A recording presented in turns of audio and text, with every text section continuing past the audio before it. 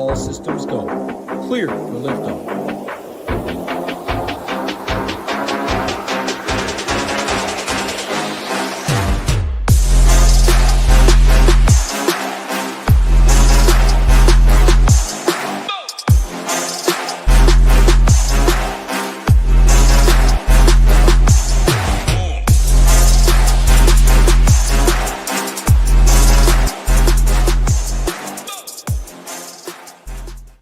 What's going on, everybody? Happy Monday with my man Nades. 12 games on tap, both FanDuel and DraftKings. No weather to worry about, which is always nice. I'm out of breath. I just had to run and grab something quick, Nades, in the intro. So I'll throw it to you. How are we doing today on this fine Monday? Doing good, man. 12-game slate, pretty fun one. We're in the heart of baseball season here. NFL shortly around the corner. We got big things coming for NFL season. Super excited for that. But yeah. Still a lot of cheese to be made in baseball. Baseball contests are massive, with it being pretty much the only main sport on the docket through the week until you get to the weekend. Then you got PGA, right, MMA here and there. But it's pretty much MLB, and then everyone's waiting around for NFL. So pretty excited here. Absolutely. NFL, cannot wait for that. But, hey, baseball, big contest. PGA, always big contest. MMA, big contest. Shout out to NASCAR. Feel like it's not talked about enough, but always big contest there. Nate, I know you like seeing people drive in circles for hours. You're a big fan of that. Shout out to the game. Great content over here. Next thing you know, though, football will be here. College football will be here as well. There is DFS for that. That's a good time. We'll hit our best promo going on right now, the NFL only deal. What you get for that, it's $349. You do get college football content on top of that for free. Most people do charge for that. You also get the best optimizer around in SaberSim, which we will be showing off in a moment, which we're always showing off during the pitching segment. You also get, we're coming out on August 6th, a big announcement mystery bonus thing. Be on the lookout for that. You do get that included in the early bird special, as well as the DFS mastermind course. Over $500 worth of content. Again, you sign up anytime now, you do get all access. So MMA, MLB, PGA, NASCAR, you do get all of that content up until NFL season with this deal as well. So no better time. Comparing to the other sites, you can see it's so much cheaper with the best optimizer, with a lot of additional things. Coming around to NFL season, you will see how good of a deal that is compared to others in the industry. We would love to have you. Discord is also included. Plenty of familiar faces in here that I'm about to say hi to in the Discord, always helping people out, including Little Neck. Great to see Jacob Stubbs in here, YSN, Jason Turner, Mark, CM, NM, MN Holla, Michael Peterson, Kenny, Kidlinen, Cam, YSN again, Gang Green. Good to see all of you guys. Yep, Hall of Fame game this Thursday. That's going to be great to see. Happy Monday to you, Nation. Make sure you opt in the high score hunt so you can play for second place. Does that mean you're playing for first, Gang Green, or what is that? I'm not sure what that is. And then one other thing I wanted to see, gotta love the cover boy Zach, especially the Nationals trading away their best hitter. Nades, I think that's a pretty good segue into this slate. Pitching, broad slate overview, anything you have. I mean, 12 games. It can be overwhelming for people. So we'll try and make cross-offs, narrow down bats, pitchers, etc. But any just broad slate on this 12 game or anything you want to touch before we do go pitching and then hitting. Yeah, so I mean, you got 9 quote-unquote aces on the slate, right? It's a lot to digest for people kind of looking at it. We'll do our best to kind of break it down. If you're SHIPIT Nation subscribers, I've had the slate plan up for probably the last 2.5, 3 hours for members with a massive write-up. Felt like I'm back in writing essays in school there, but I know the chat and the members love the write-ups there. I break down the bullpens. I saw a comment in chat yesterday, right? Why DFS for baseball is so hard is, I mean, more times than not, these bullpens just fail in the back half of the games, right? And I mean, all it takes is one inning for your team to put up 5 runs, and it can go from far left of the cash line all the way to close to the far right, in one inning. So that's why I pay so much attention to the bullpen. So I put a bunch in there. But in terms of broad slate overview on this, I mean, there's a lot of really, really good pitchers on this slate. There's also a lot of expensive, good offenses in good spots, in good weather environments on this slate. So it's kind of a tale of two turns. In terms of the dry run, right, projected score, it's pretty much Texas 5-man stack with double spend pitching because of their salaries. How you navigate that is going to be an important point of the slate for sure. With Texas offense, I don't really think their projected ownership is right now. What I'm seeing, I run a dry run and see almost 75% Texas stacks because it allows you to double spend at pitching. I mean, when you got 9 guys on the slate over 9K that are all big time arms, obviously we're going to talk about Framber, right, in that matchup against the Nationals there. But you got DeGrom on the slate. You got Dylan Cease on the slate. You got Sanchez, Yamamoto. You got Mizorowski on the slate. You got Spencer Strider, right? Say what you want about him. He's still a quality arm. Luis Castillo, Matthew Boyd's been one of the most consistent pitchers in the league. So it's definitely a large slate to break it down. We'll do our best to kind of give you cross-off games and focus in on. But at the end of the day, Title's not going to agree with everything I say. I'm probably not going to agree with everything he says. You're going to probably have a different pitcher pool than what we talk about. That's just the nature of the game when the slates are this big. But dry run and optimizer projections-wise is double spend at pitcher, pretty much one of Valdez, DeGrom, and Christopher Sanchez, or maybe Dylan Cease. Those kind of 4 are kind of the main guys driving projections. And then Texas bats is kind of the broad slate overview, at least at the top, in terms of what the quote-unquote common roster construction build is. Yeah, great broad slate overview. It's a very unique slate in the sense, like you said, so many big arms. So 1, 2, 3, 4, 5 pitchers, 10K or above. And then we have plenty, 9.7, 9.2, 9K. If we're sorting by projection, you have to go all the way down. So 14.26 is the highest we have projected for someone that's under 8K. And to be exact, under 8.7K. So that's 7.7 is not even free. It's in the lower tier, but 14.26 points. If you take the top guy in DeGrom minus that 14, you're looking at 7.5 roughly DraftKings points that you're giving up from the top arm to the 7K range. What this just tells me, and then a jumbled mess right in here, what it tells me is most of my spots, let's sort by ownership too. 7K, Wizenhunt, who we'll definitely get into a lengthy conversation about when we get to the bottom range at 7K, but 1, 2, 3, 4, 5, top 5 pitchers on the slate, all 9.2K and above. Almost every team, I think, today starts with one really quality arm up top, and I think a lot of them do go 2, and the reason for that is there is plenty of cheap bats. Now, yes, there is some. When you stack the Yankees, if you want the Judge of the world, whatever, it does cost a little bit, but you can still always stack the Yankees, play Jazz, Judge, 2 of the most expensive, and find cheap bats at the bottom. A lot of these bats are underpriced on this slate. Going to like the top own or the top price hitters, we only have 5 batters above 6K today. Now we have a couple above 5.5, etc. But what I'm trying to say is there's a lot of mispriced bats. I think pitching's priced more efficiently today. Bats, there's plenty of underpriced stuff. You can 5-man stack any of these teams. Yes, you might have to go to the bottom a bit and still get 2 quality arms up top. That's the route I want to go to. I think there's a lot of risk down below, and I'm not sure the reward is really enough on a slate like this. So we'll go and talk individual arms, but that's my broad slate. I think spending up at pitching is the right thing. You have a handful of guys, and the more games there are in a slate, especially without Coors, the less ownership really matters to me. And I think that's a perfect slate right now. You play who you want. People will play who they want. Ownership will be spread out.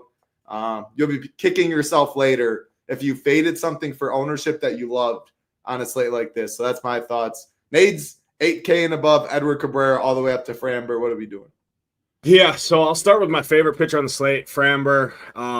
People are going to say his strikeouts are kind of fluky up and down, but, I mean, he's going to face a lineup of Nationals hitters that are far worse against left-handed pitching. And not only that, Framber is a turbo ground baller, 60+% ground ball rate. You look at this anticipated lineup when your highest fly ball hitter is Paul DeJong at this current state of MLB as your best guy to hit the ball in the air. I'll take my chances. I mean, their strikeout numbers are off the charts against left-handed pitching too over the current season, sitting at 27% as a roster there. Framber, I'll just eat that chalk. He's not going to be 70% owned like some pitchers in a similar spot at this price would be because of the nature of the slate. And not only that, there's also 5 guys above 10K, quality arms. You got Yamamoto and Cease right there close behind as well. And then, again, Matthew Boyd at the bottom. So ownership's going to spread for the most part. Sure, smaller field, higher stake stuff. Framber's going to probably be 50-ish%. But, again, I mean, there's so many ways to get different. There's 24 different teams you can stack up on the slate. I'm eating the chalk with Framber.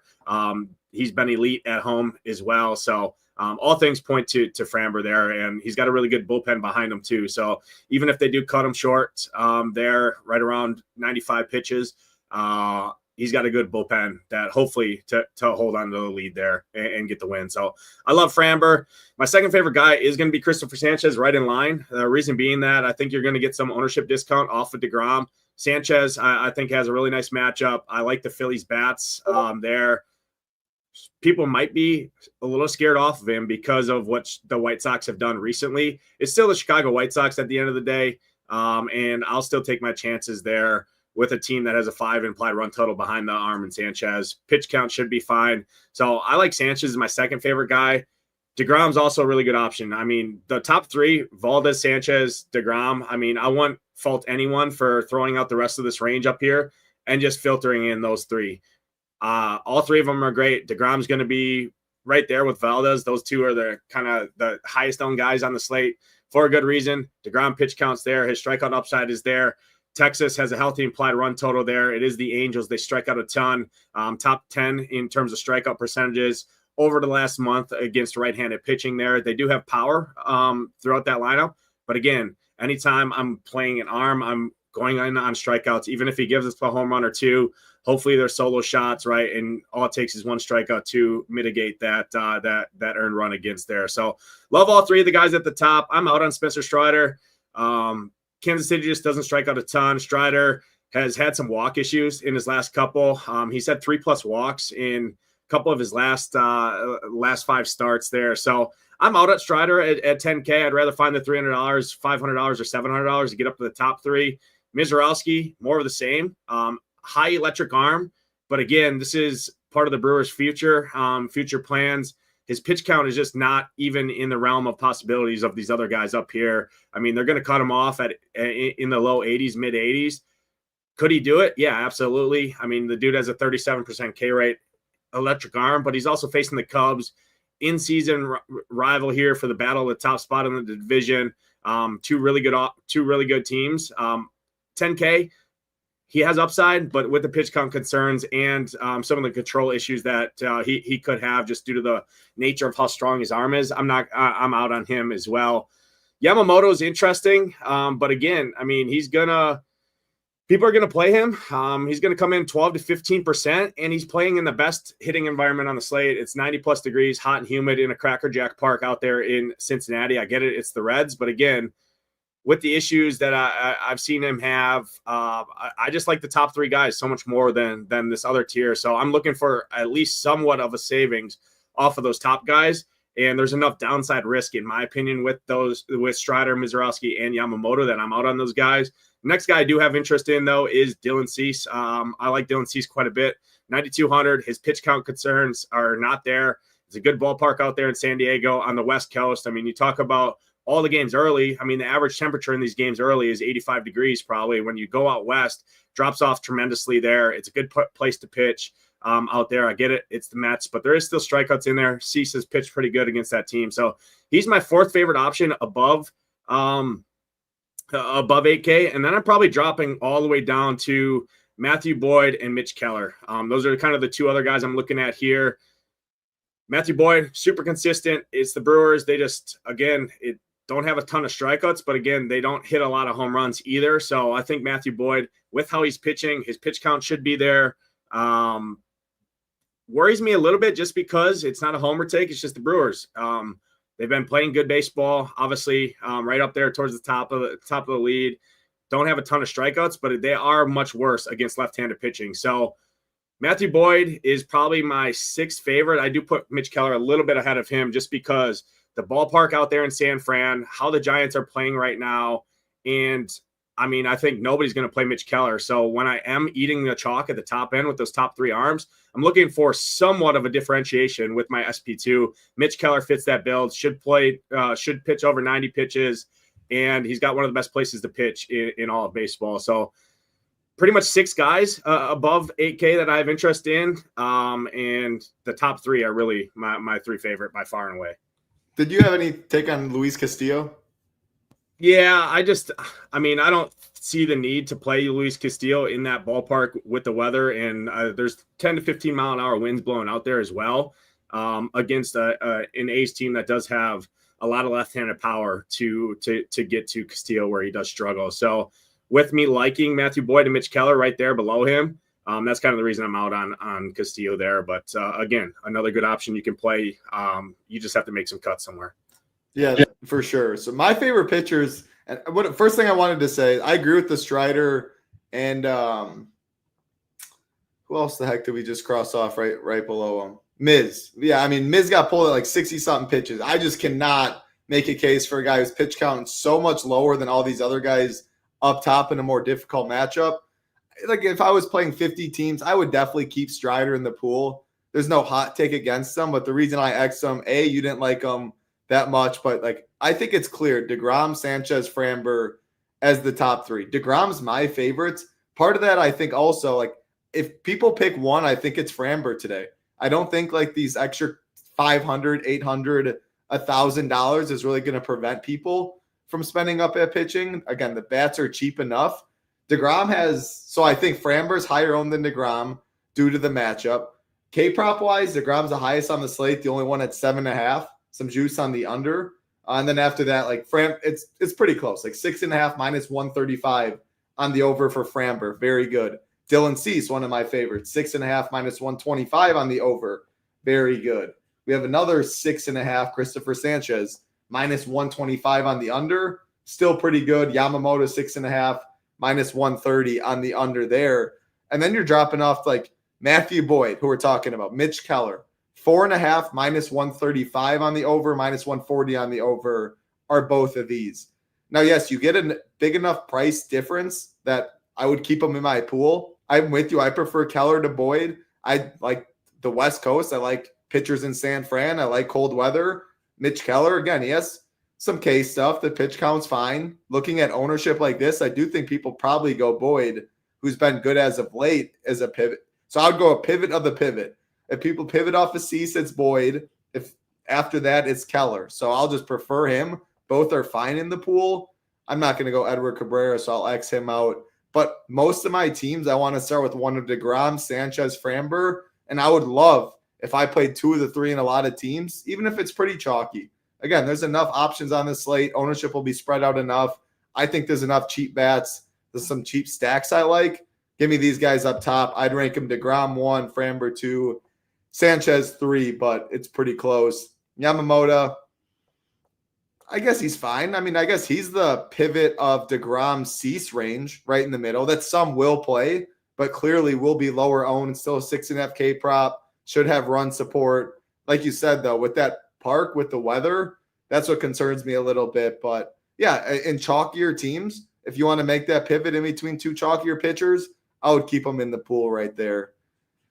Anything below 8K, the 2 names that stand out a lot, well, a couple. So Chase Burns, his K prop, like he always has the electric stuff. The ownership's not going to be there. The matchup obviously is extremely difficult, but 6.5 K prop for someone at 7.5 on the slate, minus 135 on the under, that definitely stands out. Again, 5.4 runs. The Dodgers are implied. It's a high risk, high reward. He's one. Let me click on pitcher. Wisenhunt. You've been talking the Discord, number 2 prospect for the Giants. Talk about him in length. And then I think Cam Schittler is the other one that some people will talk about. So 8K and below, who do you want to talk about? Are you going to be playing any of these guys?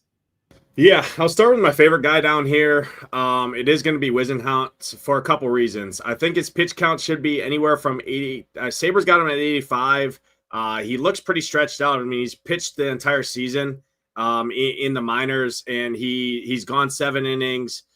He's gone 6 innings, 5 and 2/3, 5 and 2/3, 5 innings. 3.2 in his last game. He kind of got hit up a little bit, but only 1 earned run. Everything checks out. This is a highly rated prospect. Number 2 in the Giants organization.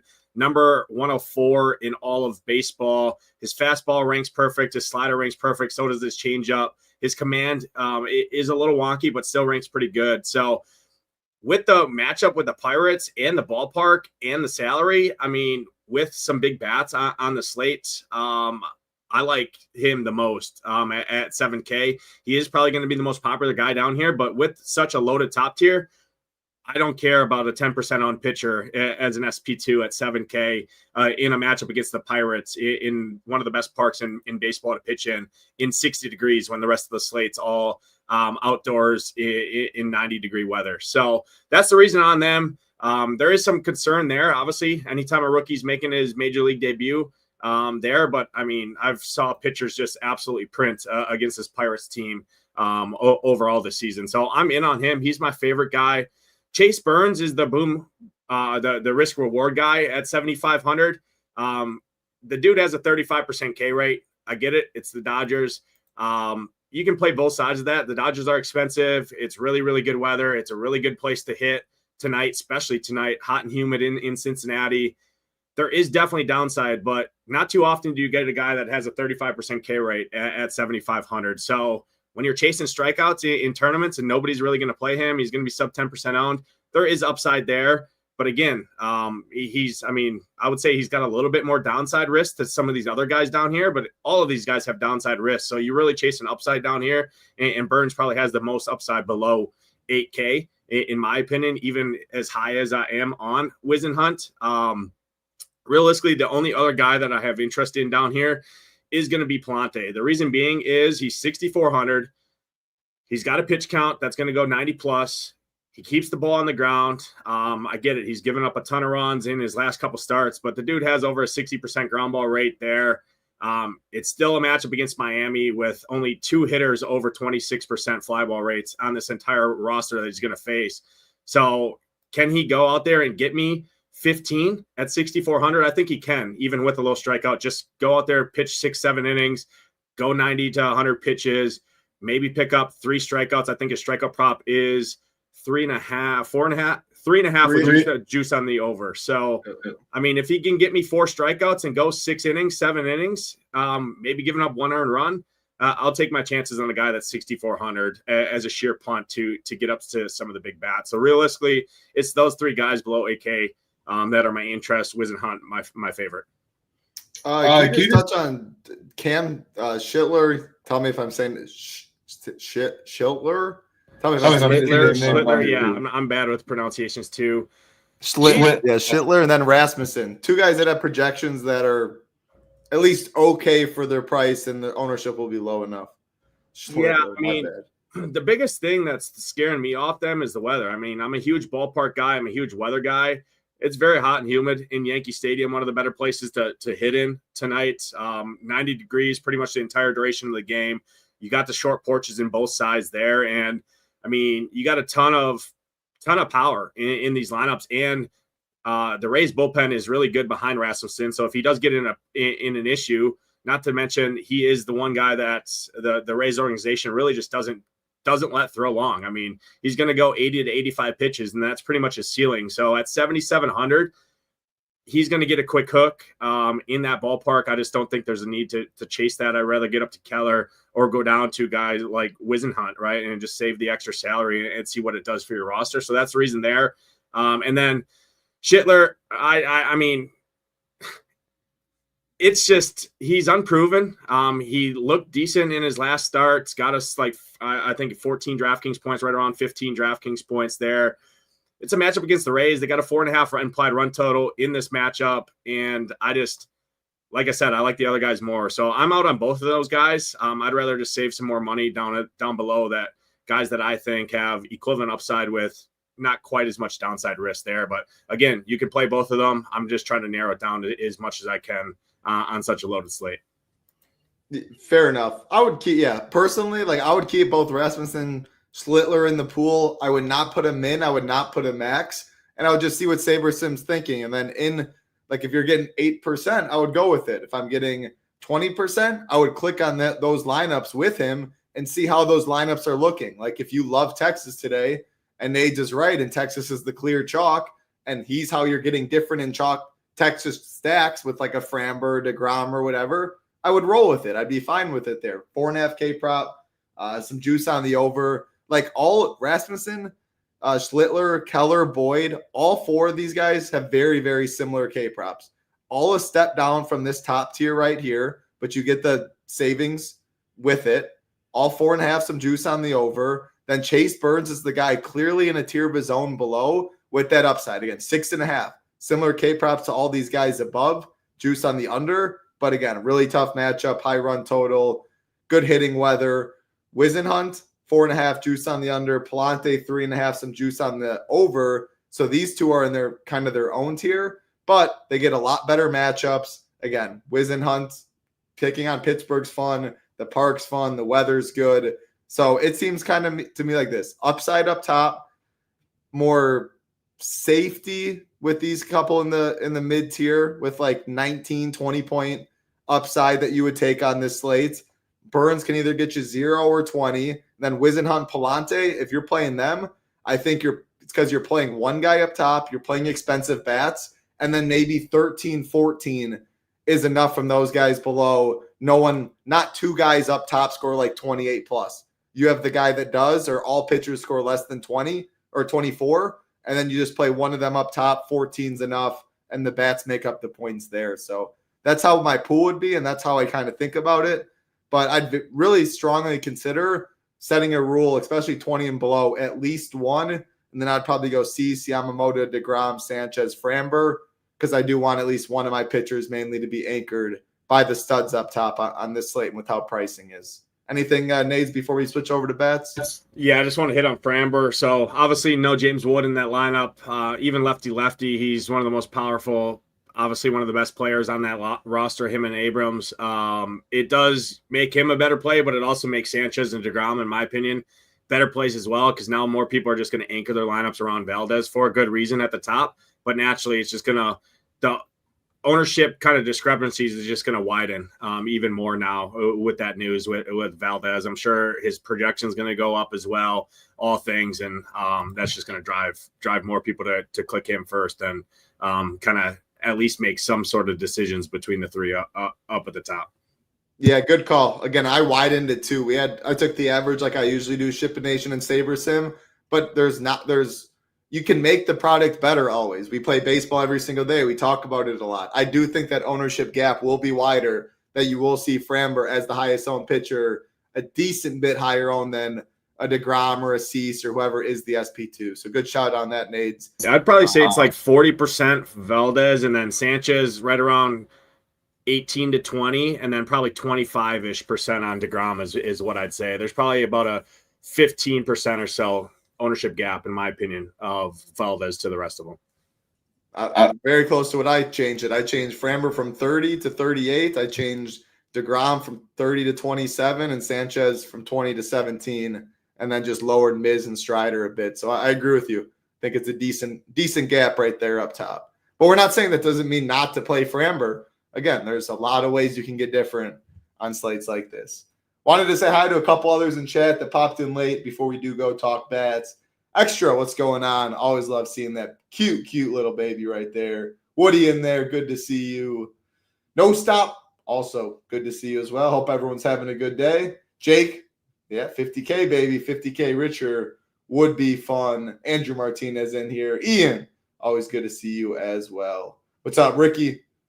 What's up, Ricky? All right, cheers to you. Let's talk some bats. Again, we are sharing the stone at SHIPIT Nation. We have the stones for all the sports above, MMA, MLB, PGA, the best out there. I love staring at it. We got our revamped hitter rankings all the way here. See the pitcher rankings, DK ownership, FanDuel ownership, projections, ownership, WOBA, ISO, pricing, where they're batting in the order, the run total, the lineup's confirmed or not, a one-stop shop for everything you need. Also do have hitter rankings page by itself, pitcher rankings, stack rankings. You can sort all that good stuff. Projections, DraftKings, FanDuel, ownership as well. And again, you will get all of that for NFL coming up. Again, the early bird special, best deal out there. NFL only. Gets you college football for free, no additional charge. When you sign up right now until football season, you get access to all of our sports, all of our content, a mystery bonus that's also coming out August 6th. Can't wait for NFL season. Pay less for content, more for contests. SaberSim included in that deal as well, the best optimizer around. Nades, first game of the slate, 12 to talk about. You ready to do this? Yeah, let's do it. Yankees, Rays, 8.5 total, -132 favorites are the Yankees. I mean, perfect timing. We literally just talked about Schlittler and Rasmussen. I think in this game, I'm more pitchers over bats. We have so many games on this slate. If those pitchers I was even considering to be in my pool, I'm probably not going to pick on them today. So it's still, the Rays have been hitting solid. Yankees in a good hitting park, good hitter rankings. Run totals just but they're not going to be owned. Again, though, I respect Rasmussen and Schlittler a lot more than other pitchers on this slate. So it's a no for me. One-offs if SaberSim likes it. What about you? Yeah, I have more interest on the Rays side of things as a stack. The reason being is the Yankees are 10th worst bullpen in baseball over the last month in terms of xFIP. And you got an unproven young pitcher here in Schlittler. So that's the reason on the Rays. I'd start with the lefties, Aranda, Mangum, Taylor Walls. I like him if he's in there. And then you got Caminero, who's got a ton of power. Christopher Morel hit the ball in the air. Yandy Diaz is fine. Danny Jansen too. So you got some cheap, and it's not as expensive to stack up there. And nobody's going to play anyone from the Rays side of things. So I do have some tournament interest on the Tampa side of things. On the Yankee side of things, just not a lot of interest. Rasmussen, pretty quality arm. The issue I didn't love him is he has some home run power anytime you face the Yankees here and the ballpark. But not only that, the Rays got a really good bullpen behind him, and he's got a short leash. So that takes me off the Yankees bats. You can always play one-offs there, but I'm going to go elsewhere. Overall, Ryan McMahon would probably be my favorite bat just because he's 3,900. He has a ton of power against right-handed pitching, and it's a third base position that's historically pretty weak. So that's kind of the breakdown there. No Aaron Judge in the lineup. That is definitely a bump to Rasmussen looking at that. But, I mean, getting Ryan McMahon, it's still – like when Volpe's your number 9 hitter, like this lineup isn't fun to pick on 1 through 9. Some of these orders you get to the bottom half of the lineup and you can cruise a little bit. Not so with the Yankees. So, yeah, that was a big addition for Ryan McMahon. Pitcher is fine if they make my teams one-offs for bats, but I don't like it much on this slate. Next game, Cincinnati Reds, Los Angeles Dodgers. We are looking at a 9 total, -148 favorites are the Dodgers. Yamamoto, I'm definitely not picking on him. He's a pitcher I'm going to be playing some of. Number 4 in our pitcher rankings. Chase Burns, you mentioned it when you talked about him. You can definitely play him in teams. You can definitely stack against him with some teams. I mean, the thing with the Dodgers, when you think of Dodgers, you think of expensive. That's just not the case anymore. 6,600 is Ohtani, obviously expensive. But after that, Will Smith, 4,600 is the second highest priced bat in the lineup. You can literally play Yamamoto or Framber or whatever you want. Go down and click Rasmussen. Click your Wisenhunt. Click Paul, whatever you want. You can even do Framber, DeGrom, 5-man the Dodgers, just don't play Ohtani. That all makes it a lot more interesting. I still don't love the Dodgers on this slate. We're talking about 24 teams. Chase Burns has a big arm, but it's either going to be great or it's not going to be. Like his game logs, 16, 25, 17, -14. Then he got 17. I guess what game is it going to be? Is it a -14 type of day or is it a 17 type of day? Yeah, so no Will Smith in that lineup tonight helps the case for Chase Burns. But the thing where you get with the Dodgers is you also get a bad Reds bullpen behind Chase Burns. I mean, Cincinnati, 8th worst bullpen in terms of xFIP over the last month, 4.37. And you get the best hitting park and weather on the slate combination. Ballpark Pal has it as the best boost by far by a pretty wide margin in this game here. The only other close one would be out in Sacramento that we're going to talk about later, but it's going to be upper 80s, 88, 90 degrees, pretty much the entire duration. Some slight wind blowing out to right center field here. And you look at Chase Burns splits. Obviously, we have kind of a little bit of a sample, a couple games. You look over the last month, he's got walk issues to lefties and a ton of power. So Ohtani, Conforto, Freeman, you get another lefty in there, Dalton Rushing, as a cheap catcher that has some power. You got Kim in there as well at a second base position. So I'm going to start with the lefties when stacking up the Dodgers. And the nice thing is you get a bunch of cheap guys now that make spending $6,600 for one of the best players in baseball and one of the highest upside bat, if not the highest upside bat on the slate in Ohtani. It makes him more affordable there. And like I said, you get a bad bullpen behind him. So I like the Dodgers, not my favorite stack, but they're definitely up there just because their ownership's going to be low. It's a really good park and full nining in at bats against a pretty bad pen behind Burns himself. On the red side of things, no real interest in the Reds, but I will say Dodgers bullpen has been miserable over the last month as well there. So you could see this game go crazy, and nobody's going to be on really either side of this game. I prefer the Dodgers side by a pretty wide margin, though. Yeah, I prefer Dodgers side too, but to be honest, none of these four teams we've talked about cracked my top 5 today. One of these next 2 teams do, though. The Braves taking on the Royals. We have Rich Hill and Spencer Strider on the mound. Second highest total on the slate at 9.5. Braves minus 172 favorites. That team that is one of my top 5 is the Braves. I'm just going to keep picking on Rich Hill. He's a grinder. There's no doubt about that. Like, he can, I guess, limit some stuff, get out of tough situations. At the end of the day, though, it's a 45-year-old who does not miss bats, who the ball is in play, guaranteed ninth inning at bats for the Braves, good hitting weather. Outside of 2 bats in Acuna and Olsen, they're completely free. No, I don't love Nick Allen. He's 2,200. He's shortstop. If he makes everything work, like if you can get Acuna, Olsen, spend up at pitching, and the only way you get all that is Nick Allen, fine. Otherwise, he's definitely my least favorite bat, but I never mind playing a Michael Harris in the 8-hole or Ozzy or like. I like this lineup 1 through 8. So, yeah, I'm playing the Braves for sure.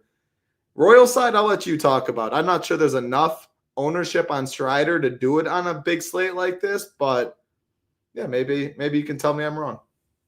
Yeah, I'll start with the Royals. It'd just be the lefties. So Vinny P, I think, makes a pretty good one-off. I see MJ Melendez is back in there. He's a value with some power there. Strider does, if he gets hit from the left side with some fly balls and in power. So I would look at just the lefties in particular, and then Salvi, just because Salvi's on one right now. So he's fine, but I much prefer the Braves. Braves probably my second favorite stack on the slate behind a team we're going to talk about way later. Sean Murphy, love him. Profar, love him. I don't care lefty. I mean, Rich Hill's 45 years old, shouldn't be pitching in the major leagues. Kansas City went through a bunch of injuries, so they're kind of just starving for starting pitching, and that's why they signed a 45-year-old that should be on the couch watching this game. All 9 hitters are in play for me. Nick Allen is by far and away my least favorites, but at 2,200, it's hard to say much bad about a 2,200 guy with a 5.5 implied run total against Kansas City and Rich Hill. If it makes everything work and you got a lot of loaded arms at the top. So love the Braves. My second favorite stack overall on the slate. Not much more to say. And actually the Royals did have a good bullpen, but with all the injuries that they're going through, 5th worst bullpen in baseball over the last month. So increase the interest there as well for the Braves. And then, yeah, like I said, Salvi or Vinny P on the KC side are pretty much the only guys I'm really looking at there. Love to hear that bullpen stat at the end. Yeah, I'm firing up some Braves. Guaranteed 9th inning at bats against an old man. Poor pitcher ranking on him as well. And this is a big. I mean, it's the biggest outfield in baseball behind Coors Field. But you do have 6 to 10 mile an hour winds pretty much the entire duration of this game, 95 degrees, which should help push those balls. And even if it's not a home run, a double works just fine in the gap that can score some runs there. So little added bonus there too with weather. Absolutely. The wide outfields like Coors Field, a lot of people misinterpret necessarily like Coors Field doesn't necessarily yield a lot more home runs. Obviously, the ball can carry a little more in altitude, but with just how wide their outfield is, it yields a lot more triples and extra base hits that way and can be tougher for outfielders. So, yeah, ball in the gap, a guy like Acuna can maybe stretch that out to a triple. DFS, the extra couple points can matter. Obviously not a make or break or anything. But yeah, Royals Park's a pretty good one to play bats in. Good hitting weather there. On to another game with very good hitting weather. Kind of the story, like Nate said from the top, the heart of summer, very warm. A lot of these East Coast, Midwest stuff games going out west later at night, it drops off. Something to note, but like 90 degrees in Minnesota, wind blowing in a little bit right here. Very solid total though, sitting at 9, some juice on the over. -113 favorites are the Red Sox. Looking at it, I mean, 4.84 for the Red Sox, 4.87 runs for the Twins. Ownership on both sides, very, very much in check. Pitcher rankings on both sides, Richard Fitz, garbage. Simone Woods Richardson, garbage. Hitter rankings, top 1 through 4 on the Red Sox, very solid. Twins, 1 through 6, pretty solid. It's not great by any means, but with the run total at ownership and the pitchers on this slate with the hitting weather, I think both sides could definitely be made a case for. Also, look at the pricing. If we want to double spend that pitcher, this is an easy way to do it, stacking both teams right here. So, yeah, I got interest. I want to hear your thoughts first. Yeah, I love this game. Twins are one of my favorite stacks on the slate, and they're the direct pivots right off of the Texas Rangers. They're actually cheaper than the Rangers, I think, to stack up. You do have some pinch hit concerns with guys like actually their confirmed lineup, Willie Castro. I mean, maybe one of Larnach or Wallner have some pitch hit, or Kiersey have some pinch hits, but Kiersey's back in that lineup. I love it. Boston's got a bad bullpen behind him as well. So I'm in on the Twins. They're my preferred side. The reason being is the Twins bullpen is far better than the Boston bullpen there. But again, Simeon Woods Richardson's not a very good arm. I think this game could go crazy. It's definitely viable for a game stack. I don't love a game stack on a 12-game slate, but this is one of the higher totals on the slate, and I like both sides. Prefer the Twins side of things, but the Boston top half, mainly the lefties, are pretty good as well. The fly ball guys that you're looking at, that I broke down in the slate plan, if you remember there, I alluded to those guys as well. I prefer the Twin side too. I think mainly the reason though is the position eligibilities, like first or second base for Clemens, third for Royce Lewis, shortstop for Correa. You can play Willie Castro at a second base spot, Ty France for first. Like, it fills a lot of those onesie infield positions, whereas a lot of the Red Sox guys I want outfield. Carlos Narvaez, I guess, is sure there. Another outfielder. I'm not playing Toro at first base. Rafael is getting up there in price in the 8-hole. Just a weirder roster construction ways to go to the Red Sox. So for that reason, I think for the Twins, but I'm fine with either. I really wish Buxton was in this lineup because he walks a lot of lefties and allows a ton of Dick Fitz does and allows a ton of power to righties. So does kind of suck that Buxton, it adds some pitch hit concerns for some of those outfielders, lefties in particular. Probably Matt Wallner is the biggest risk there. So definitely keep an eye on that. But yeah, anytime you have issues walking lefties in, you're going to see let's see, 1, 2, 3, 4, 5 lefties. That gives added bonus to guys like Christian Vasquez, Ty France, that have some power at times from the right side of things. Royce Lewis hitting in the heart of that lineup at a cheap price point. It definitely gives some boost to those guys because he starts walking guys. He's got to throw it over the heart of the plate, and he allows a lot of fly balls to righties. I mean, man, so no Buxton lineup was over 6K, but Willie Castro 4.3, otherwise no one above 4K. I mean, just insanely free. At the end of the day, like, I much prefer the Braves. Like, Twins, Red Sox, they're probably somewhere around like the 5-6 mark for me. We're going to get to some teams I prefer more, but great with good hitting weather, with poor pitchers at their prices. Like, it's definitely a game I want exposure to. No doubt about that. A game I don't really want exposure to for bats and pretty much anything is the Cubs and the Brewers. Matthew Boyd, Miz on the mound, 8 total, -115 favorites are the Cubs. Yeah, like Matthew Boyd grades out really well in the pitcher rankings, ownership in check. We talked about him. He's going to be in the pool. Miz will not be in the pool, but that's mainly because his pitch count concerns and his price. Not that we want to all of a sudden go stack against Miz. So yeah, I mean, I don't want to stack against Boyd. I don't want to stack against Miz. It's a game that I really hope nothing is on the optimal except Matthew Boyd or bust. So nothing for me. What about you for bets? Yeah, more of the same. The roof is going to be open in here, so it does give a little added bonus to some power. PCA would be my favorite guy, or any of the lefty power from the Cubs. Miz obviously throws really hard, strikes out a ton, but if he does get hit, it's hit pretty hard with a fly ball from a left-handed batter. And obviously the Cubs' pretty much entire roster hits the ball in the air, especially the lefties. So PCA, Bush, Tucker would be 3 one-off candidates in tournaments that can differentiate yourself a little bit, because nobody's going to spend those salaries for any of those guys. And that's an easy way to get a little bit different there. There you go. Good shouts. What's up, Takedown? Hope you're having a good day. Appreciate everyone hanging out. Like button, subscribe button. It helps us out a ton. Hope everyone's enjoying their nice Monday afternoon. Hopefully it gets even a little better tonight after some of your DFS winnings or teams are in the green to the right. And if not, it's always the next day. Bankroll management, the most important thing out there. You can't keep playing. You can't survive for the big one if you don't have any money. So bankroll management, have fun with it. That's the main thing. Be responsible. All right, next game on the slates. One of the biggest totals the run totals is the Phillies taking on one of the lowest, actually the lowest in the Chicago White Sox. 8.5, 8 total, to minus 242 favorites are the Phillies. The White Sox been hitting the ball definitely a little bit as of late. It's still the White Sox. This order is not very good. Christopher Sanchez is good, number 2 in the pitcher rankings. Don't think we really need to spend much time on the White Sox. It's a no for me. But the Phillies, Davis Martin, not very good.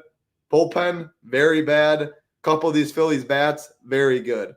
Now, this is the thing, though. If you're stacking Trey Turner, Kyle Schwarber, Bryce Harper, and Casty, and then pick whoever, you can't go Sanchez and DeGrom or whatever. This is one of the few teams, if you do play those guys, is why you have Palante in the core, Wisenhunt in the core, Rasmussen, Boyd, whatever it may be.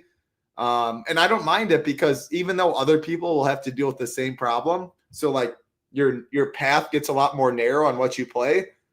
There's so many guys up top viable today. Like you play those 4, okay, maybe this guy plays Framber and him. This guy plays DeGrom. He goes Yamamoto. Like there's enough options where ownership keeps widening and not everyone goes to the same path when playing those same 4 hitters, which on some slates they do, where I'm totally good with the Phillies. I think they're really strong. I like the top of the order. I don't mind the Max Kepler, Stott, like 1 through 9, this team. Guaranteed 9th inning at bats, bad bullpen. They can keep turning this thing over, I think. So, yeah, people will say the same thing. But ownership, like we said from the top, play it if you like it. I like the Phillies. Yeah, I like the Phillies a lot. And you look at this bad bullpen, they're not only bad, they're really taxed. I mean, they have been winning games and they've been playing good ball. You look over the weekend, I mean, they used 1, 2, 3, 4, 5 relievers on Saturday and 4 relievers yesterday.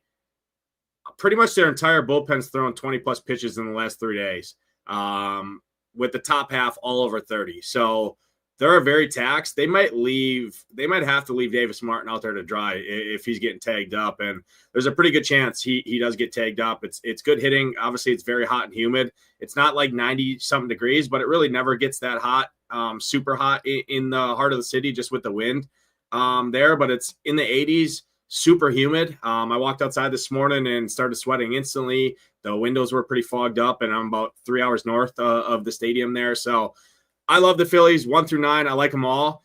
I will say Davis Martin is somewhat of a ground ball pitcher. I mean, right around 50%. So the fly ball guys that you're looking at, really, the main guys are Stott, Harper, Casty, Schwarber, and Kepler. You got 5 guys right there. You go 8, 9, 2, 3, 4. I absolutely love the wraparound. That's my favorite way to play the Phillies. You leave Trey Turner off. You leave, which feels scary, but it saves you salary.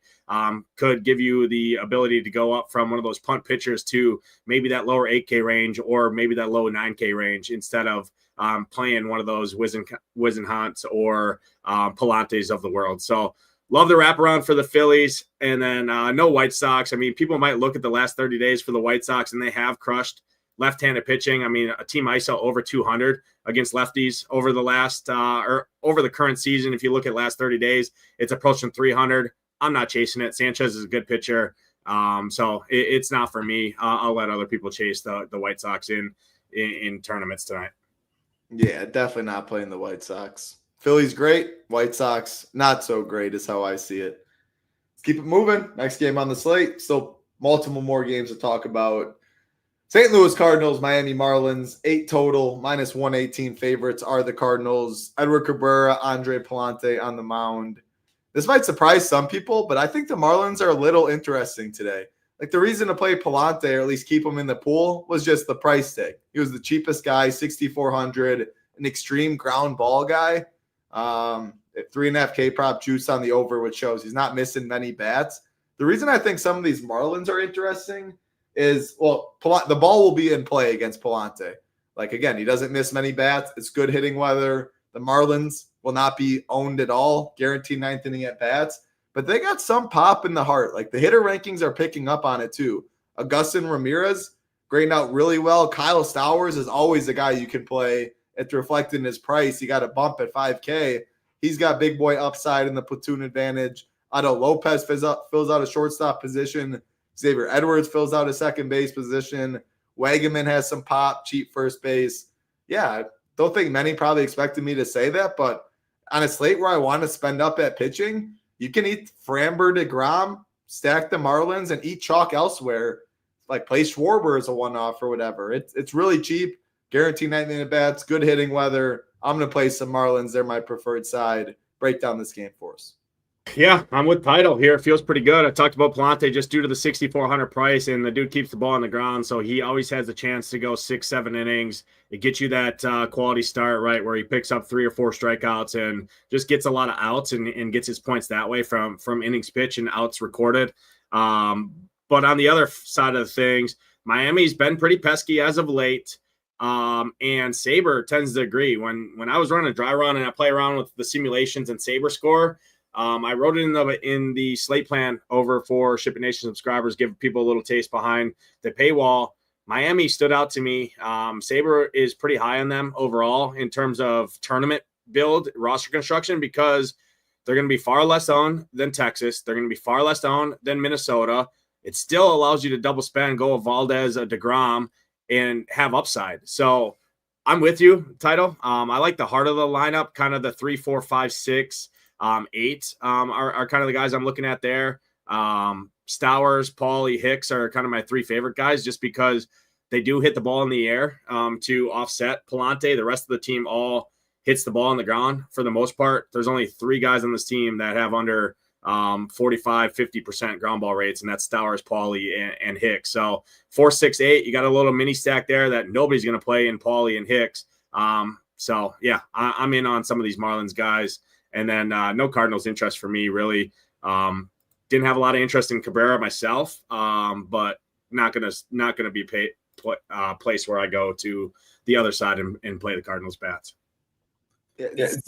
Seeing this number 8 in the pitcher rankings for Cabrera, his price like right around Rasmussen, Schlittler, all those guys. Like I wouldn't mind keeping him in the pool. Like I said, kind of with Schlittler, Rasmussen. Like if you want to just go keep Cabrera, he's a pivot amongst those guys, right? Like people are either going to spend up or they're going to go all the way down in a really bad range at very low ownership. I don't think he's the worst thing. I prefer honestly playing Cabrera than I would 5-manning the Cardinals. But I think for me, the Cards just don't strike out. I mean, you look at against right-handed pitching in the last 30 days, 19% K rate. I get it. Edward does have a high arm, but he also has a salary. I mean, he's 8,200, 8K. So he does need those strikeouts there, and he can get wild. So there's definitely upside, but it's just the matchup for me with Cardinals. They just don't strike out a lot. Yeah. What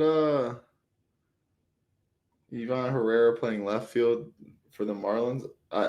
He's the catcher for the Cardinals. We have it that way too. Yeah, he's making his first career start in the outfield. It says Underdog tweeted 6 minutes ago. For which part do we have wrong in the order? It's Cardinals. He's hitting second for the Cardinals. Oh yeah, the Cardinals. Yeah, he's playing outfield though tonight. Oh, Pozo's catching. Okay. So Herrera's in the lineup. He usually catches, but he's going to be in left field, but nothing changes. Still catcher eligibility for the DraftKings, everything the same there. Okay. Thank you. I was really confused for a sec. Pozo catching, Herrera out and left. All right. Let's keep it going. Next game on the slates. Washington Nationals and the Houston Astros. We are looking at a 7.5 total, one of the lowest on the slate. -279 favorites are the Astros. So I might have misspoke earlier. So the Nats have the lowest run total. The White Sox have the second lowest. Framber, number one in the pitcher rankings, will be the chalkiest. No James Wood for the Nats. I mean, this lineup is dog shit. That's the only way to put it. That lineup is atrocious. Astros side, it's going to be a Brad Lord and a Washington Nationals bullpen. I don't know, man. I never like stacking these Astros. 12-game slate. Like, are the Astros really going to be on the winner? I remember, like, the last time I think they were, it feels like at least, when they were playing the A's, and that was all the way in Sacramento, though, and they just got to the bullpen late. I don't know how much this team really makes the winner when they're at home. Talked about the Nats bullpen. I don't think it's very good. Correct me if I'm wrong. So I don't know, man. I really do not know. I like the Braves more than the Astros, but I think I like the Astros more than the Dodgers. So that's kind of how I'm looking at it for now, but that could change. Yeah, I like the Astros more for mini. I'm not going to 5-man stack them. I just hate 5-man stacking against any bullpen, even a bad bullpen like the Nats. Nats, 7th worst bullpen in baseball over the last month. And they're, I think, month in 3 days or whatever. I filtered it to on FanGraphs in terms of XFIP. But just mini stacks to fill out roster construction. I mean, Bryce Matthews, pretty solid play. Taylor Trammell, cheap with a lot of power there. Bryce Matthews, over the last 30 days in 29 plate appearances, he's got a 360 ISO against right-handed pitching. Pretty boomer bust, but that's reflected in his price. Altuve's been murdering right-handed pitching over the last month. Caratini, switch hitting catcher. Trammell. So I like the 8-1-3 wraparound as a mini stack, or 8-1, something like that is just value, guys. I'm not going to spend on this team, so that kind of takes me out of guys like Altuve. It would just be the salary-saving guys like 3,100, 2,200, things like that to filter in around position eligibility-wise to get off of some of that Twins or Texas ownership. Yeah, makes sense a lot. One thing I wanted to say, outside of Altuve, 4.8K, I mean, look at all the prices on these guys. And that just shows, like what I said from the top, there's so many mispricings at hitting. They're all just way too cheap. It's so easy to spend for two of the up top pitchers. And that's why I'm not sure, like 14 from Wisenhunt. Like, do you want that? I really don't know if that's going to be on the winner today. You need good scores from those guys down below, because I'm expecting good scores from pitching, and so many bats are just so cheap. It's not really hard to 5-man any team you want on this slate. So, yeah, Astros really cheap, good run total. I like it more than the Dodgers. I like the Braves more than the Astros. Kind of just mixed on them. More minis. I like that, like you said, from the top. All right, let's group these last 4 games. Let's go 2-2 coming up on an hour right here. And I don't think many are going to like the Mets or the Angels. So it's Rangers, Angels, Mets, Padres, and the Rangers and the Angels game. We are looking at a 8.5 total, -206 favorites are the Rangers.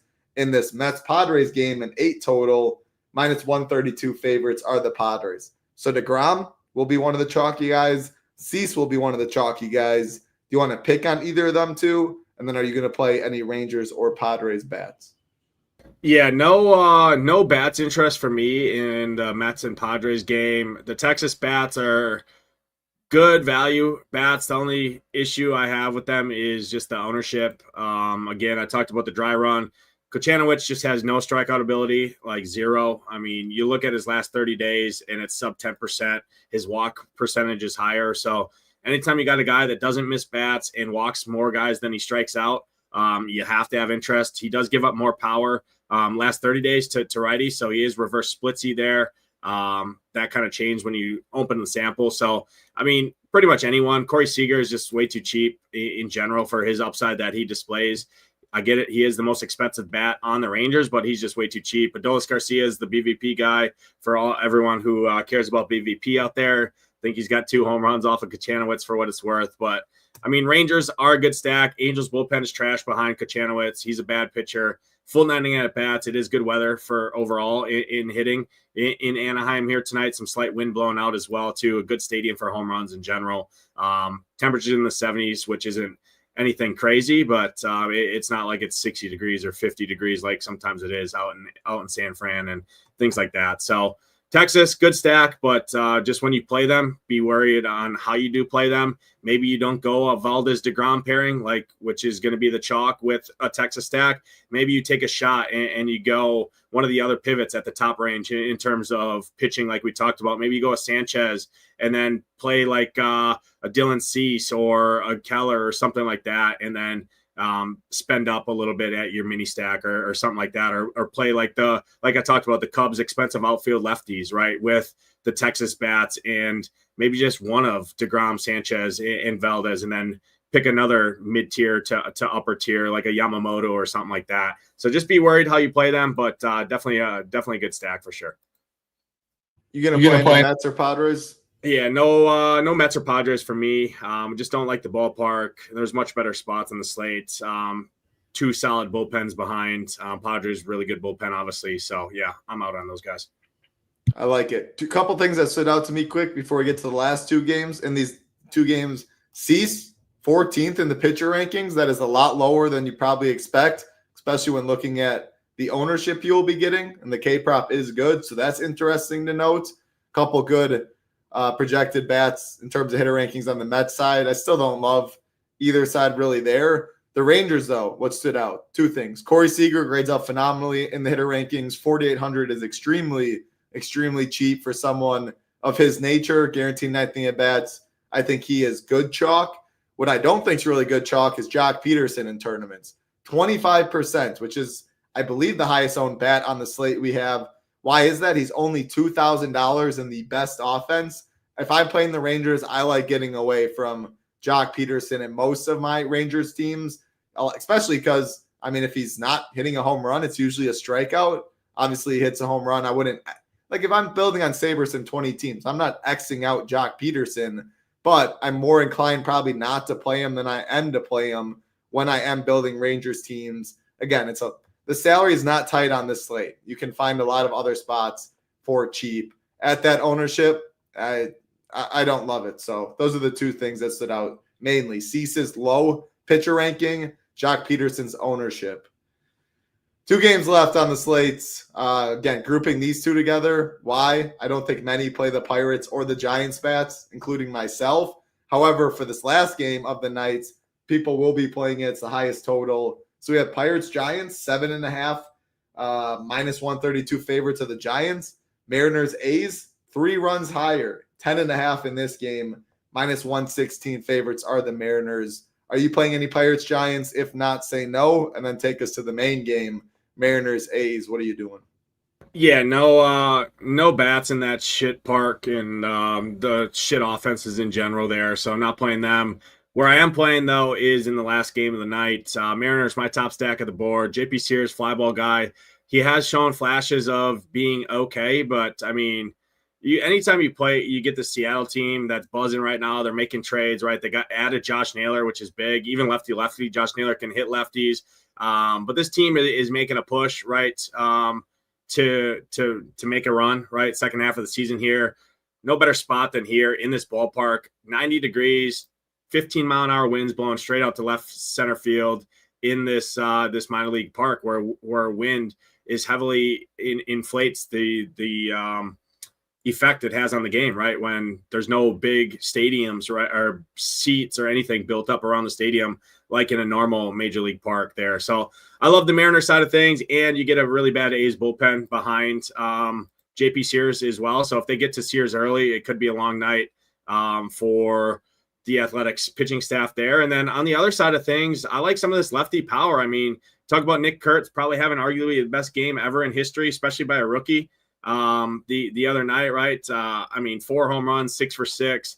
He's a great one-off candidate. His price is fine. I mean, he's the 3rd best ranked hitter on the slate. Brent Rooker, even righty can hit the ball out of any park against anybody. Same thing with Langeliers. Soderstrom, I really like the lefty power for the A's. I don't mind a stack either. Mariners bullpen is not very good. And it's the best hitting environment up there, right there with Great American Small Park. So I do actually like both of these teams. Much prefer the Mariners in terms of stacks, more mini stacks on the A side of things.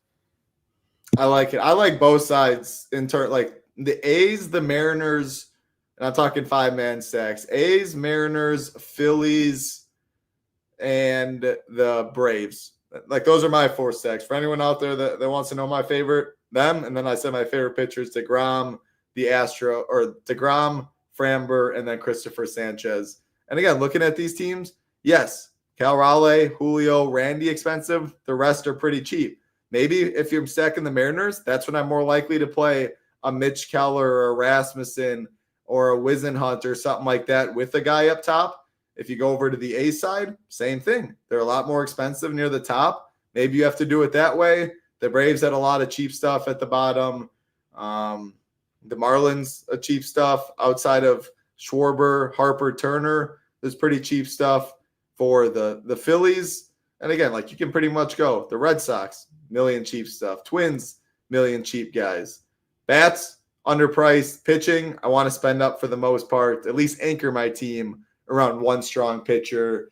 That's what I got for broad slate overview to confirm and wrap everything up. Nades, any final thoughts before we get on out of here? No final thoughts. Cody Clemens is hitting a home run, and good luck tonight. Hey, last thing I wanted to say, I forgot to mention it earlier. Shout out Pop Stoner. Dropped us $2 for the Red Bulls and Cannabis Fund. Shout out to you, Pop Stoner. Always. First off, I want to know where he's getting a Red Bull for $2. But no, I appreciate the donation there. Always in the chat for all of these shows, so we appreciate the support for sure. Oh, absolutely. That was very nice of you, Pop Stoner. We appreciate everyone. Again, we say it a lot, or at least I try to, but we wouldn't be doing this show if you guys weren't out there watching and supporting. We love talking baseball. We love doing what we do. We really do appreciate everyone hanging out.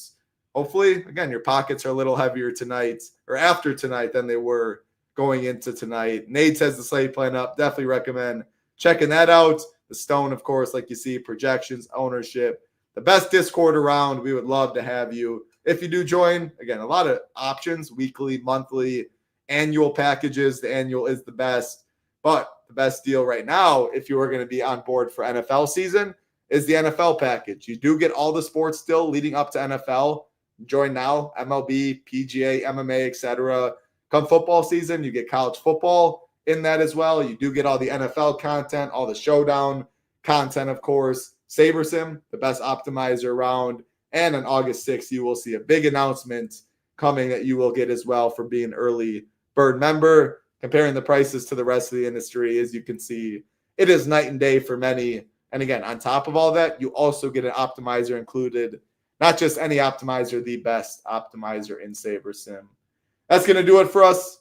Our 5 minutes talking these 12 games on DraftKings and FanDuel. Good luck, everybody. We will be back tomorrow. Nades and G Ryzen talking some baseball. For Nades, I'm Titletown. Good luck. Enjoy your Monday nights. Good luck. Peace.